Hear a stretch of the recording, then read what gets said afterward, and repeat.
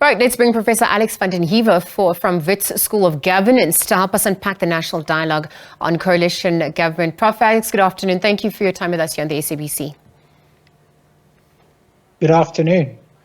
I really want to get into the importance of the dialogue and whether it was successful at this point, given South Africa's maturity as a democracy, and whether we are mature enough to handle coalitions at this point, or how our government's governance structures conducive for a coalition government. Really, what are your thoughts at this point?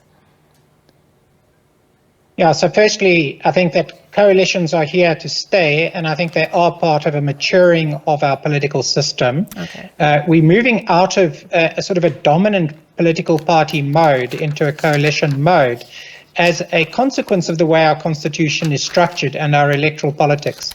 So this is actually a natural outcome. So the issue is that we actually have to ensure that coalition arrangements are stable. And they haven't been entirely stable. And so there is, I think what's positive about this dialogue is that people are looking at how to create a set of rules that allow coalitions to actually converge on the public interest. And what that means is that essentially the social contract has to be enhanced, that the way in which we governed has to be sort of properly related to what the people want. And we haven't had that up until now with dominant party politics, and we've had some failures at coalition level because the rules are very unclear and open to abuse. So I think that looking at what rules will cause stability are very important at this stage, and a very, very healthy development. All right, Prof, thank you for that context. I actually want to look at about the issue of stability. We saw the scramble for municipal control. And what's unearthed on that front? Is that indicative of what coalition government is also going to look like on a national level? And because the system relies on the stability brought about by multi-governing parties, what are some of the challenges at this point as we edge closer to 2024 elections? So look at two. One is the frequency with which people can call for no confidence votes, based on the ability to quickly set up a new coalition majority, often bringing in or attracting in or buying in smaller parties. So the second issue is the smaller parties who carry too much weight in a coalition because they become the kingmakers. So those are two structural problems to address without undermining the democratic process. So the first one is probably we have to look at new rules around when no confidence votes can be called. And potentially in some countries, they don't allow frequent no confidence votes to happen. So for instance, after the first government is formed, you can say that you cannot have a no confidence vote within the first 12 months after a new government is formed. And you also can't call for another no confidence vote for 12 months after one has been formed. And what that does is it removes this temptation for frivolous no confidence votes purely to capture government, and often for nefarious reasons. In the case of smaller parties, the question is whether thresholds should be introduced on whether or not smaller parties should be permitted to hold office in government, even if they form part of a coalition. And if you have a high enough threshold, you remove the incentive for smaller parties to enter into deals based on basically being bought off. They would be joining now on values, not on being bought off. And so that's potentially another kind of rule that would be very useful. And those two types of rule look together can help stabilize the way in which coalitions are formed, that they're formed for the right reasons, and that there is always enough time for a coalition government to get something done without being constantly having to deal with some smaller party suddenly being bribed to upend an existing coalition. No, absolutely. Also, whether there'll be a cohesive consensus, whether this is just a means to advance, their own interests versus really addressing society's issues at large is questions that are also coming to the fore.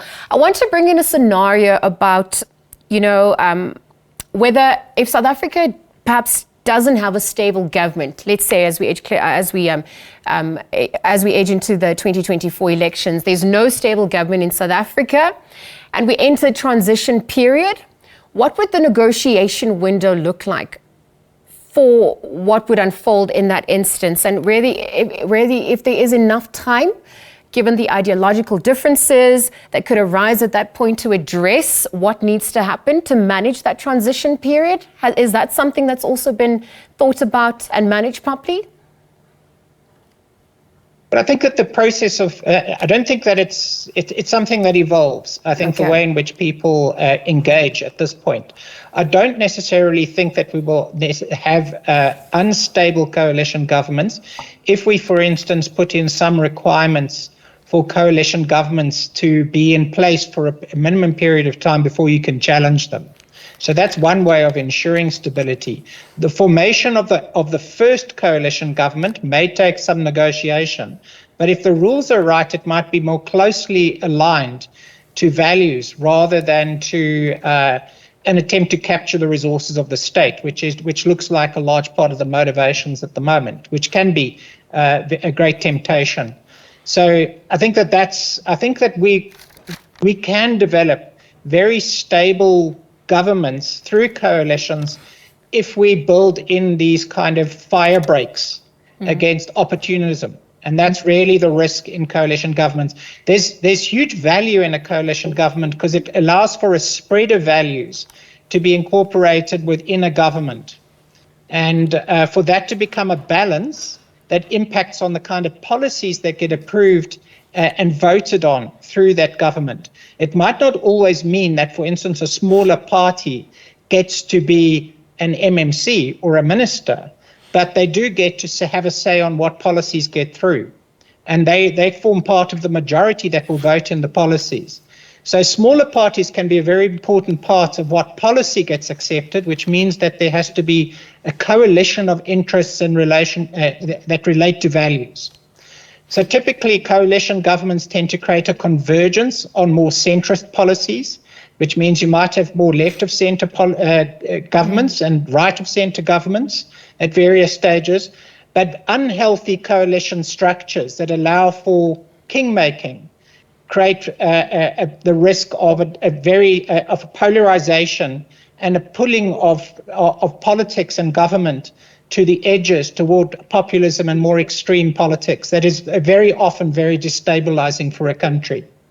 Prof, thank you for those sentiments, for helping make things clearer. The coalition question coming to the fore. We're exploring possibilities and probabilities as we edge closer to the 2024 elections. Professor Alex van den Heever from Wits School of Governance helping us unpack the national dialogue on coalition governments, really where we stand as a country and really what's set to unfold perhaps as we edge closer. Thanks to him for his time.